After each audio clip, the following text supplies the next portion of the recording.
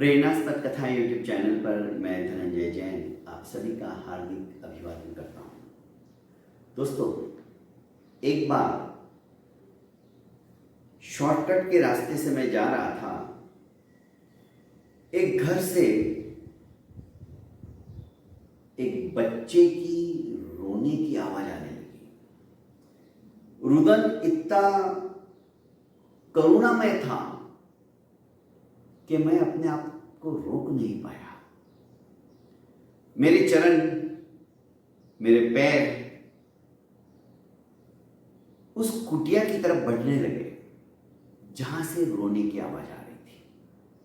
एक मां अपने बेटे को, जो कि शायद 6ठी-7वीं क्लास में पढ़ रहा होगा, उसे मार रही थी और इतने जोर से भी नहीं मार रही थी, पर उसके लिए वो मार भी बहुत ज्यादा है ऐसा समझकर वो मारे जा रही थी। बच्चा रो रहा था, और मार मां, मेरी गलती है, मुझे सजा मिलनी ही चाहिए।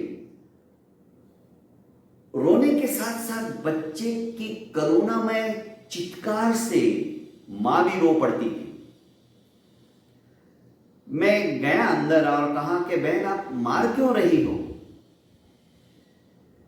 कहने लगी कि साहब, हम बहुत गरीब हैं। मैं आजू बाजू बड़े लोगों के यहां पर जाकर बर्तन, झाड़ू पोछा, कपड़े धोती हूं, मजदूरी करती हूं, मेहनत करती हूं और इसे पढ़ा रही हूं, पर ये आए दिन शिकायत लेके आता है। स्कूल में आज तक ये समय पर नहीं पहुंचा है, जबकि यहां से आधा घंटा पहले निकलता है। तो क्या करूं? इसे मारूं नहीं? थोड़े दिन पहले तो इसके टीचर खुद आए थे और कहने लगे यदि इसने ये गलती दोबारा की तो स्कूल से निकाल देंगे। कल भी ये स्कूल से आते ही मैंने इसे पूछा तो कहा कि हाँ मां, आज भी मैंने मार खाई। तो ये करता क्या है? और मैं इसके पीछे पीछे तो जा नहीं सकती, क्योंकि मैं काम छोड़ के कहां जाऊंगी? यदि मैं काम पे नहीं गई तो मुझे पगार मिलेगी नहीं, मुझे तनख्वाह मिलेगी नहीं, और मैं इसे पढ़ाऊंगी क्या? इसकी किताबों के लिए, इसकी नोटबुक्स के लिए, इसके पेन पेंसिल के लिए मुझे तो मेहनत करना ही है।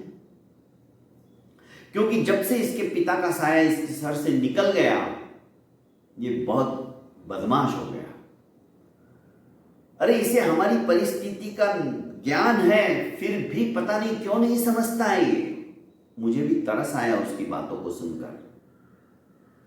खैर, बात आई गई हो गई। मैंने उसे समझाया अपनी भाषा में कि देखो बेटा, तुम्हारी मां तुम्हारे लिए कितना कुछ कर रही है, पर तुमने यदि तुम्हारी रिस्पॉन्सिबिलिटी नहीं समझी, तुमने तुम्हारी जिम्मेदारी नहीं समझी, तुम पढ़ लिख कर कुछ अच्छे नहीं बने, तो तुम्हारी मां के दिन तो ऐसे ही दूसरों के यहां पर काम करने में ही व्यतीत हो जाएंगे।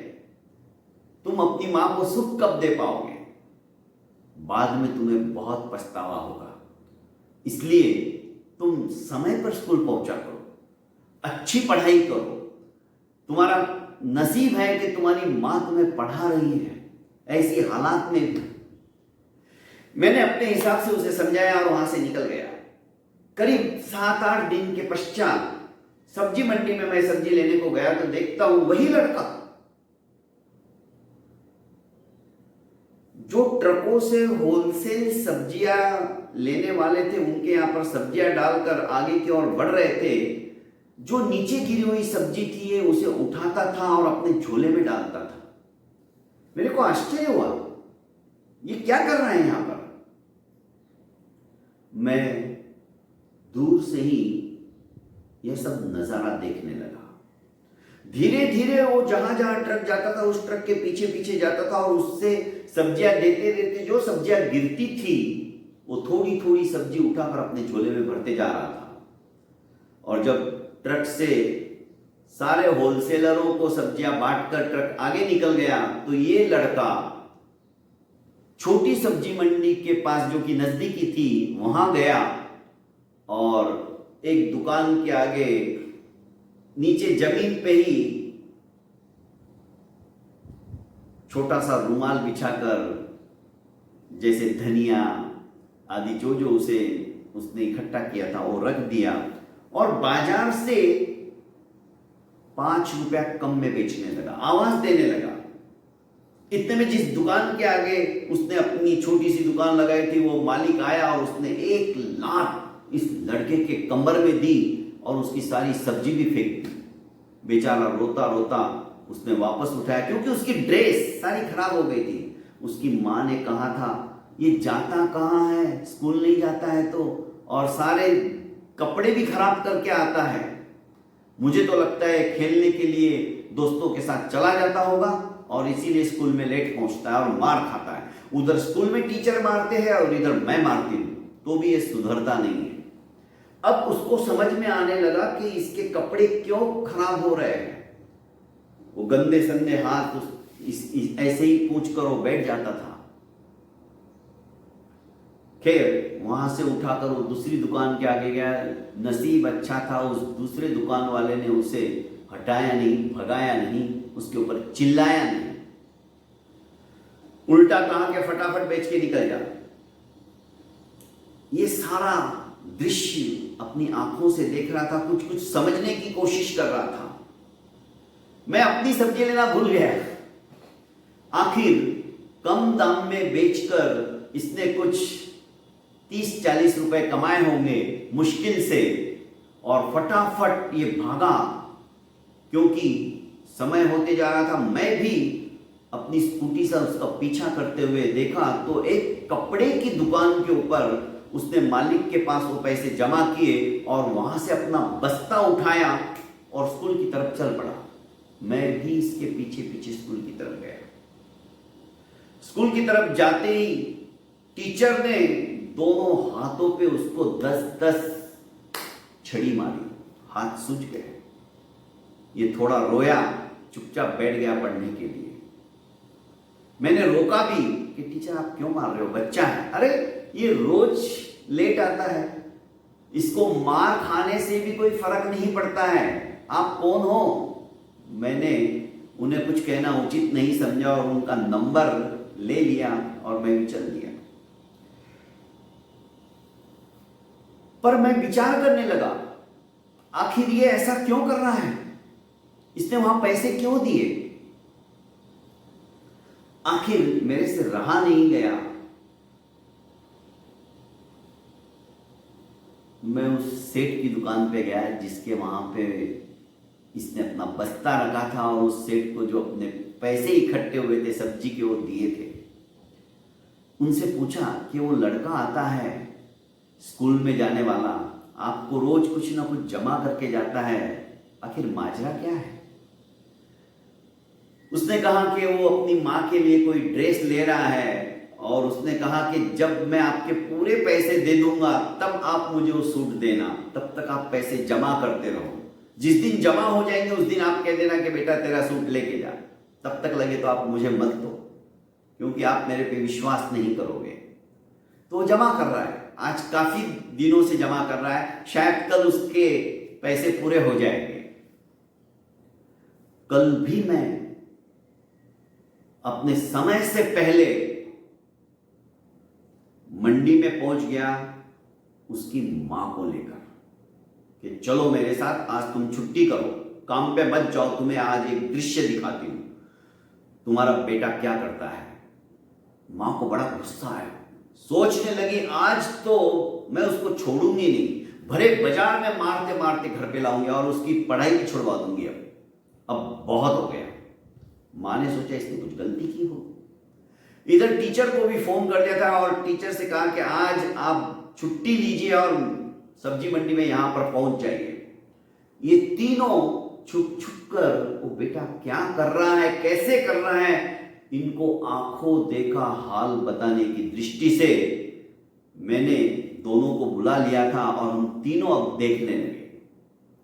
जैसे ही पूरा मार्केट के अंदर इकट्ठा करके उसने सब्जियां बेची और वो पैसा लेके उसी सेठ के पास गया और जमा किए और अपने कपड़े झटक कर अपना बस्ता उठाया तो सेठ ने बैग में पैक करके वो सूट उसे दे दिया। लड़के के चेहरे के ऊपर रौनक थी। मैंने उन दोनों को कहा कि तुम यहीं रुको, मैं जाके आता हूं, उसको मिल के आता हूं, उसके बाद में तुम मिलना। और टीचर को कहा कि तुम स्कूल में पहुंचो, मैं वहां आके बताता हूं क्या माजरा है। उसकी मां से भी कहा कि तुम अपना समय व्यतीत मत करो, तुम पहुंच जाओ, जिसके यहां पर तुम्हें काम मिला है उसका काम करने, नहीं तो वो और नाराज होगा। इन दोनों को रवाना करके मैंने उस लड़के से पूछा कि बेटा तुमने क्या खरीदा। उसने कहा कि अंकल मैंने अपनी मां के लिए सूट खरीदा है। क्यों? अंकल मेरी मां अच्छे अच्छे घरों के अंदर भी अभी काम करने लगी है और उसकी एक ही साड़ी, वो फटी पुरानी साड़ी, उससे सारा अंग दिखता है कई बारी। मेरी मां के पास अपना शरीर ढकने के लिए भी ढंग के कपड़े नहीं है, तो इसलिए मैंने पार्ट टाइम काम शुरू कर दिया, जबकि मैं हर बार लेट हो जाता हूं। कोशिश करता हूं कि मेरी सब्जी जल्दी बिक जाए और मैं जल्दी से स्कूल जाऊं। ये सुनना ही था, मेरे आंखों से गंगा जमुना निकल पड़ी। स्कूल पहुंचा, मैंने फोन पे ही टीचर को कह दिया कि बात ऐसी ऐसी है। टीचर का उसकी तरफ देखने का नजरिया ही बदल गया था।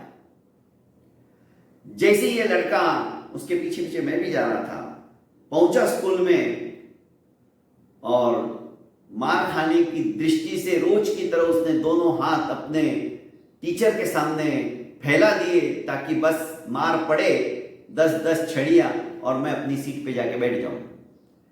पर इस बार टीचर ने उसे मारा नहीं, उसे गले से लगा लिया और रो पड़े। टीचर के आंखों में आंसू देखकर मेरी भी आंखें नम हो गई। मां को जब ये बात घर पे जाके पता चली तो मां तो फपक फपक कर रो पड़ी कि मैं मेरे बेटे को क्यों मारती थी और मेरा बेटा मेरे लिए इतना लेट कर रहा था। फिर भी उसने कहा कि बेटा तू अभी ये सब मत कर, तू सिर्फ पढ़ाई में ध्यान दे। कि मां मैं पढ़ाई में भी ध्यान दे रहा हूं और कल ही मेरी मार्कशीट आने वाली, आप देख लेना। बेटा जब पढ़ता था तो दिल लगा के पढ़ता था, जो कुछ टीचर ने पढ़ा दिया वो हृदयंगम करते चला जाता था। उसको कभी ट्यूशन जाने की जरूरत नहीं पड़ी, कभी अपने पड़ोसी दोस्त की जो सीट के ऊपर बैठा है उसे नोट्स मांगने की जरूरत पड़ी। वो जो भी टीचर पढ़ाते थे आत्मसात करते हुए पढ़ता था। फलस्वरूप अव्वल नंबर से वो पास हुआ था। दोस्तों, कहानी कहने के पीछे मेरा आशय और उद्देश्य यह है, समाज के अंदर हमारा देना बहुत है पर हम देते नहीं है, हम समाज से लेते ही हैं। ऐसे कई गरीब बच्चे इस समाज के अंदर हैं पर हम उपेक्षा के भाव से उनकी तरफ देखते हैं।